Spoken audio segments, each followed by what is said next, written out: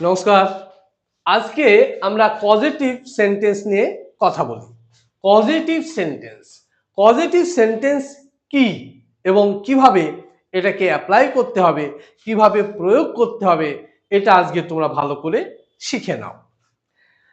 অনেক সময় আমরা এরকম বলি যে কাজটি করিয়ে নিই, কাজটি করিয়ে নিয়েছিলাম, কাজটি করিয়ে নেব, ইত্যাদি ইত্যাদি। তাহলে এই সমস্ত সেন্টেন্সগুলি করতে গেলে আমাদের কিন্তু পজিটিভ সেন্টেন্সের সাহায্য নিতে হবে।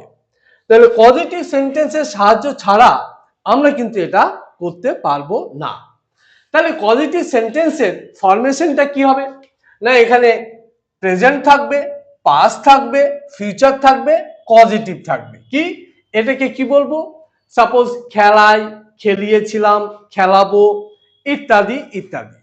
এখানে ভার্ব হিসাবে প্রেজেন্টের জন্য থাকবে মেক, পাস্টের জন্য থাকবে মেড, আর ফিউচারের জন্য থাকবে শ্যাল, উইল, মেক। এরপর কি থাকবে? না একটা অবজেক্ট থাকবে, তারপরে কি থাকবে? না ভার্বের বেস ফর্ম অর্থাৎ V1, তারপরে কি থাকবে? আর মানে রিমেইনিং বা অবশিষ্ট। ক্লিয়ার? ওকে। না তাহলে আমরা এর ফরমেশনটা কি হবে? একটা সাবজেক্ট থাকবে, make, made, shall, will make, object plus V1 plus আর। মেকটা প্রেজেন্টের জন্য, মেড পাস্টের জন্য, শ্যাল উইল মেক ফিউচারের জন্য। আমরা তিনটে এক্সাম্পল নিয়েছি তিনটে টেন্সের জন্য। প্রথমটা হচ্ছে I make you play in the every match. এর মানে হচ্ছে আমি তোমাকে প্রতি ম্যাচে খেলাই। Number 2, I made you play in the last match.